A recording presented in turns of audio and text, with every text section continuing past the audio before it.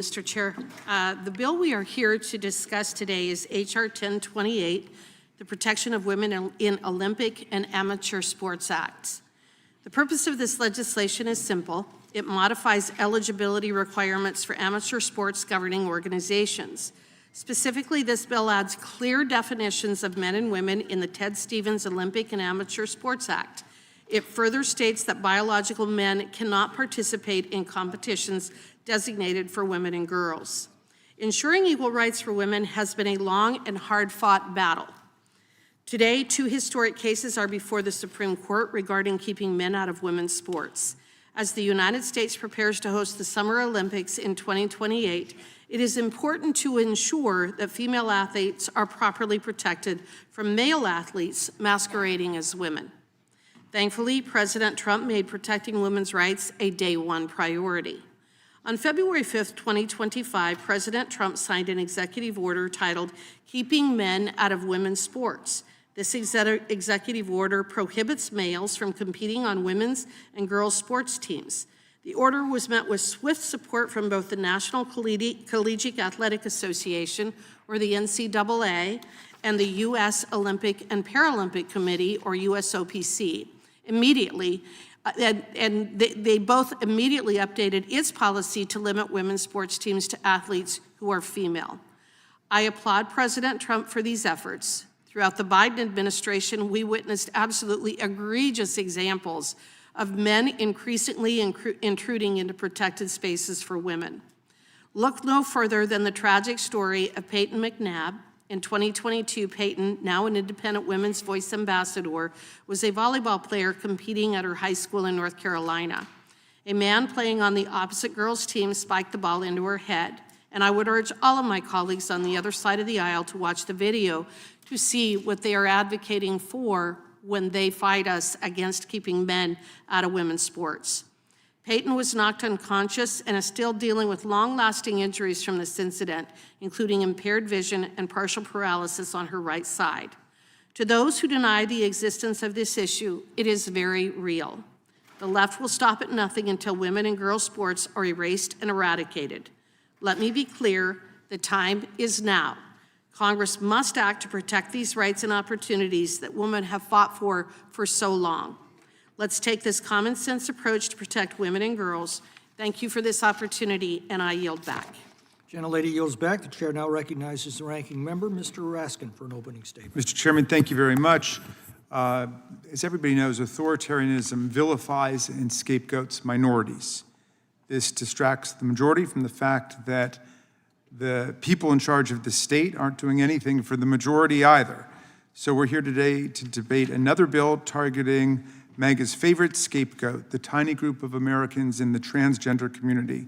The bill before us this time, the so-called Protection of Women in Olympic and Amateur Sports Act, purports to protect women and girls by conditioning the certification of an amateur sports organization by the U.S. Olympic and Paralympic Committee, or USOPC, as a national governing body for a given sport on such organization's agreement to prohibit transgender women and girls from participating in an amateur athletic competition.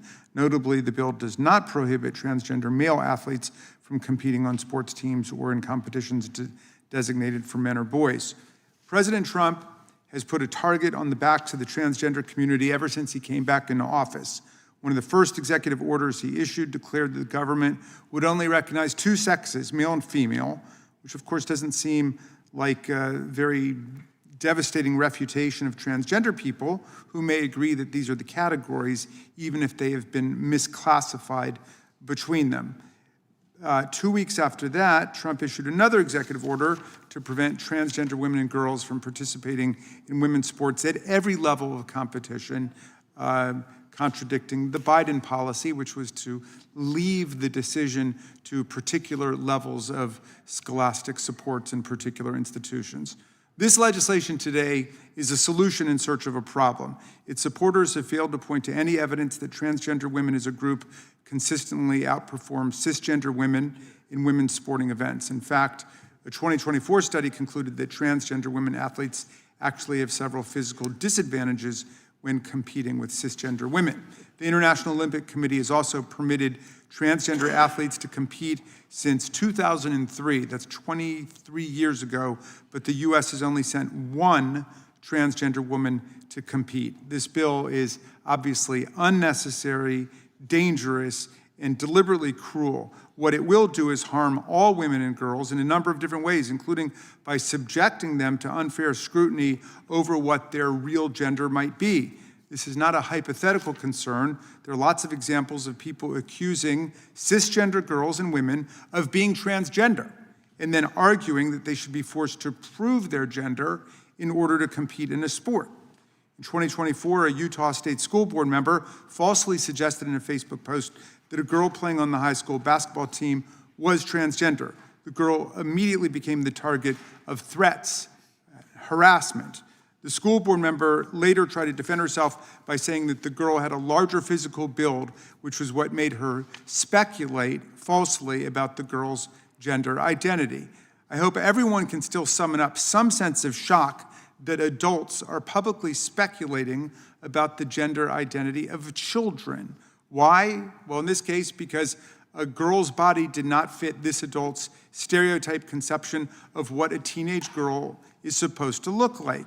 This bill could be even more dangerous than that, though. If women and girls have to prove their gender in order to compete in a sport, which would be the new law, we are inviting sports officials to become essentially gender detectives and gender judges, thus potentially subjecting girls to invasive and completely unnecessary exams simply in order to be able to exercise their right to participate in sports. That, in turn, heightens the risks of making athletes more vulnerable to sexual predators. I'm sure the Larry Nassers and Richard Strausses of the world would welcome a bill like H.R. 1028 because they would seemingly be given another excuse to sexually abuse athletes under the guise of enforcing the new MAGA gender ideology and confirming the person's federally government-approved assigned gender.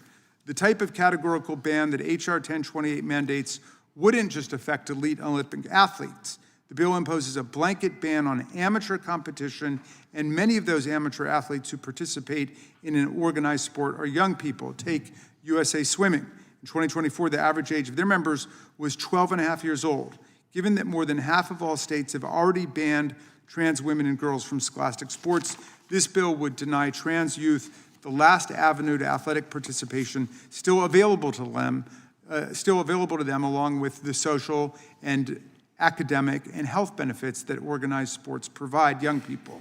Furthermore, national governing bodies, which are certified by the USOPC to govern and manage all aspects of an individual sport, are much better suited to determining who should be eligible to compete. These bodies are also best positioned to determine the right balance between inclusion and safety based on the dynamics of their different sports. For example, the qualifications, skills, and risks involved in a sport like rugby, which allows transgender men to compete without restriction in the male category, but requires transgender women to have certain testosterone levels in order to compete, are obviously much different than the qualifications, skills, and risks involved in table tennis, ping pong, which has no documented policy on the participation of transgender athletes. And yet, this bill would override all of the policies adopted at the scholastic and team level, currently determined by national governing bodies, sport by sport, and replace them with a one-size-fits-all, federally imposed nationwide ban that may appeal and pander to a certain narrow political base, but has no basis in fact, performance outcomes, or basic human decency and regard for the health of young people. Finally, in addition to being dangerous and unnecessary, the bill does nothing to address the actual problems facing women and girls in amateur sports. According to a report by the Women's Sports Foundation, the real barriers that women and girls continue to face in amateur sports include lack of financial resources, continuing bias against girls' participation, a paucity of female leaders and other role models, a relative lack of media coverage devoted to women's sports, and continuing workplace sex discrimination and gender-based pay inequality for female coaches. In a letter opposing a bill last Congress that was substantively identical to H.R. 1028, the Women's Sports Foundation and the National Women's Law Center, among others, wrote, quote, "This legislation does not provide any assistance with issues that all girls and women in sports face and instead invites dangerous stereotypes and sex discrimination based on misinformation. It should not become law.